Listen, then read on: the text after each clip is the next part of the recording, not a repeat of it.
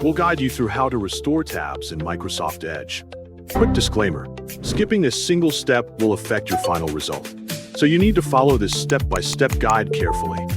If this guide helpful, don't forget to like and subscribe. First, don't forget to comment if you still need our help or want to ask something, and we will reach you as soon as possible. Second, open Microsoft Edge on your computer or laptop. Before opening any menus, look at the top of the browser window where your current tabs are displayed. If you have recently closed a tab by accident, the quickest way to restore it is by using a keyboard shortcut.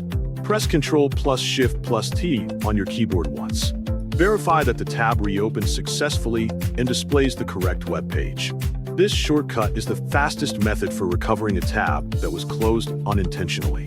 If you need to restore another recently closed tab, simply press Ctrl+Shift+T again. Microsoft Edge will continue reopening previously closed tabs one at a time in reverse order, starting with the most recently closed tab and working backward through your browsing session. After each shortcut, verify that the expected web page has been restored correctly.